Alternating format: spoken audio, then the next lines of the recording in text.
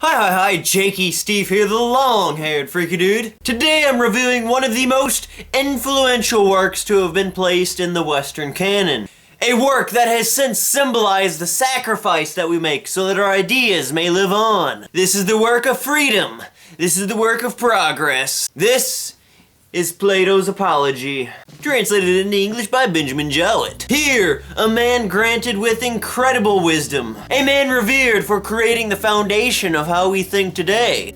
Perhaps the first great thinker, Socrates, a man who questioned everything there was to question about the world. He desired knowledge, he craved understanding, and he lusted for truth. Because he naturally embraces the world with a skeptical mind, a few polytheical toes get stepped on. Naturally, the truthfulness of his questions make politicians angry, poets rhythmically mad, and sophists rhetorically fuming. The three trod upon toes, Miletus, Anytus, and Lycon, charged Socrates for being an atheist and a molester of youthful minds. In fact, at one point, Miletus states that Socrates, alone of all men in Athens, is the only man who doesn't improve the state of the youth. The only man. Socrates attributes this to people who have observed his style of questioning and then have tried it themselves, but they ultimately fail and make people angry. And instead of blaming the people who make them angry, they blame Socrates. And if you're new to Socrates' teachings, he never really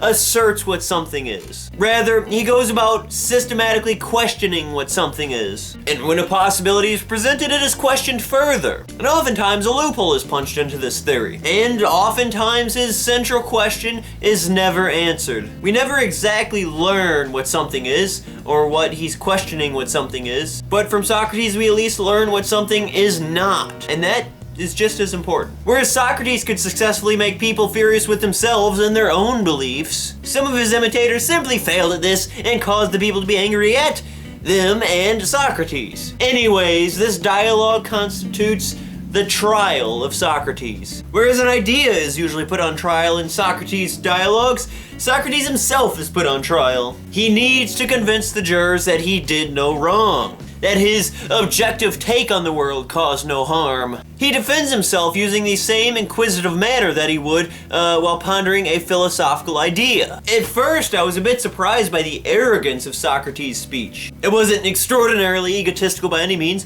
but much more than I had taken Socrates to be. It almost seemed incongruous to his nature. But in retrospect, I don't think this is an inconsistency. I think his arrogance was towards his ideas, and humility put towards himself and his life. The arrogance which he displayed wasn't about himself, which begs into question, is it really arrogance? But I imagine that's another dialogue in itself. His words here are absolutely phenomenal. He's a hero for anyone persecuted for starting something new. He puts his ideas before himself, which, as I imagine, is an incredibly hard thing to do. If you were persecuted for your ideas, would you be able to hold on to them till the end? Or would you cave in and fight for your life rather than your idea? Socrates gives an incredible defense of the former. And alas, he is just barely condemned and voted guilty, just by a few votes. He is then given the opportunity to offer a sentence reduction from his currently posed execution. Socrates humbly declines. He chooses to die. He would rather die than be forced to live a life without reason. And it's this ultimate sacrifice, this putting the cause before the self, which crystallized him in the epitomes of history. Never before had the world seen a man die for something so meaningless. From that point on, it was Socrates who people looked to as the champion of thought, the prime example of sacrifice, the prime example of sacrifice, and the ultimate devotion to knowledge, understanding, and truth. Socrates brings up a great point concerning his condemnation. This is what will be my destruction if I am destroyed. Not Miletus, nor yet Anytus, but the envy and detraction of the world. This seems to be true for anyone who presents a great shift in thought. Socrates himself was condemned to die, Jesus was crucified, and Galileo was put on house arrest. Despite their death at the hands of society, they were the beginnings of some of the most important and influential movements in human history. Platonism, Christianity, the scientific revolution. All of these great changers seem to have been condemned before their idea was ultimately realized. Was it out of envy?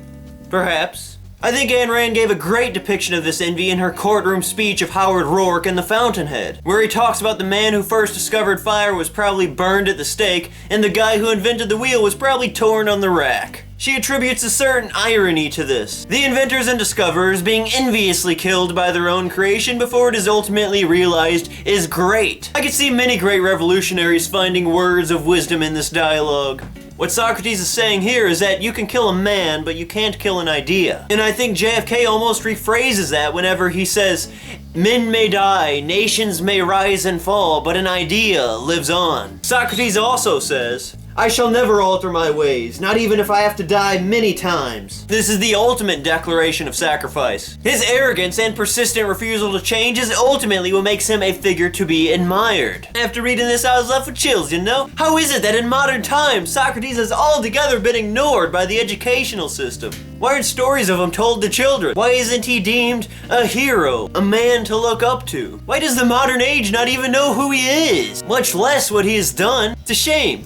It's depressing. You need to spread the word about Socrates, I swear. Socrates wove many interesting topics into his defense. At one point, he talks about his quest to find one wiser than himself. He learns that if one claims to be a wise man, it surely means that they do not know. Socrates is wise because he of all people knows that he knows nothing. So, from this, does he imply that humility is wisdom or that honesty is wisdom?